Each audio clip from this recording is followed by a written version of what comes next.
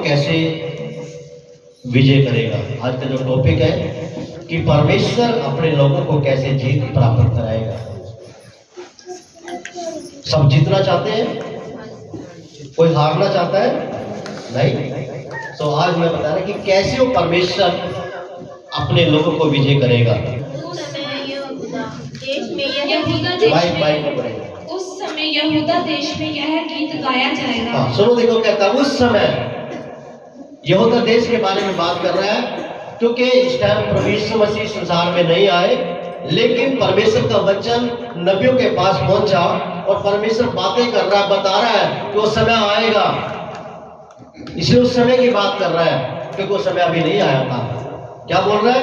उस समय यहूदा देश में एक गीत गाया जाएगा। एक ऐसा गीत गाया जाएगा उस देश के अंदर, हमारा एक दृढ़ नगर है। ओ क्या बोलता है? हमारा एक मजबूत नगर है। उद्धार का काम देने के लिए वह उसकी शपथना और गढ़ को नियुक्त करता है। हालेलुया।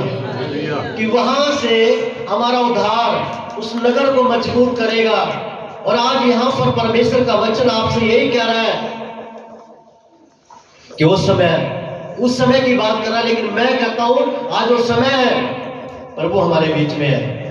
आपके घर को मजबूत करेगा, आपके बिजनेस को मजबूत करेगा, आपके बच्चों को मजबूत करेगा, आपको मजबूत करेगा, क्योंकि वो उद्धार का परमेश्वर हमारे बीच में है। आपको डरने की जरूरत नहीं है। हमारे पास एक जीवित आशा है, और जीवित आशा कौन है? प्रभु यीशु मसीह, जो इस दुनिया में देदारियों कराया।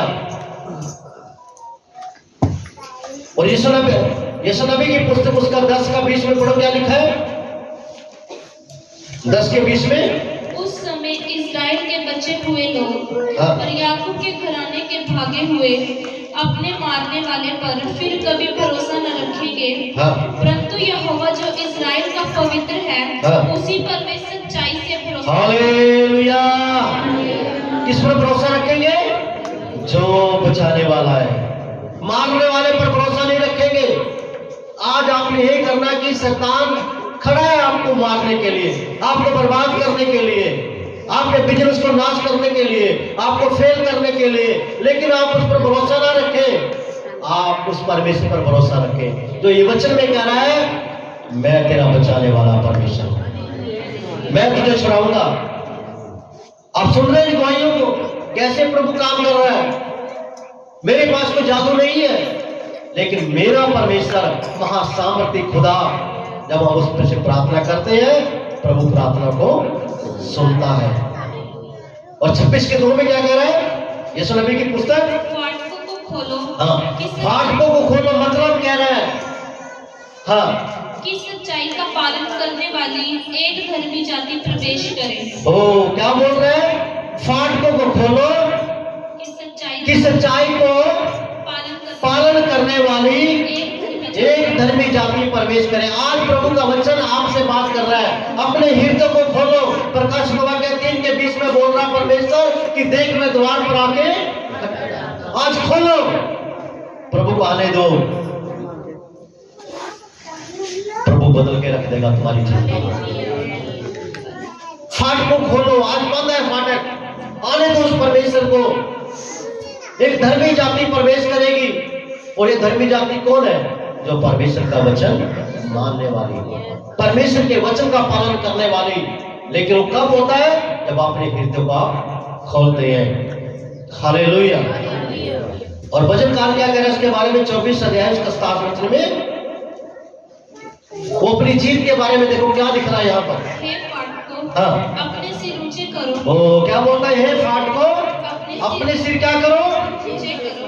घबराने की जरूरत नहीं। आज आपके बच्चों के पास काम है या नहीं है, या आपके पास काम है या नहीं है, लेकिन क्या बोल रहा है? अपने फाटकों को क्या करो? ऊंचा करो।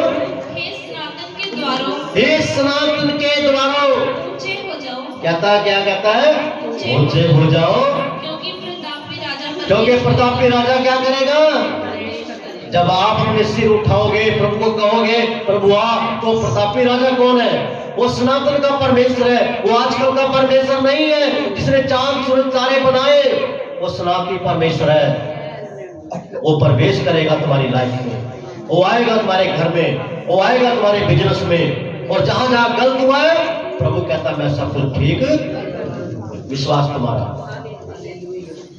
अगर विश्वास है, प्रभु ने कहा विश्वास कर परमेश्वर की महिमा को, तो विश्वास अगर आपका मजबूत है, आप देखोगे आपके परिवार को बदल जाएंगे, पता भी नहीं लगेगा। बोलो हालेलुया। कौन चेंज कर रहा है? परमेश्वर।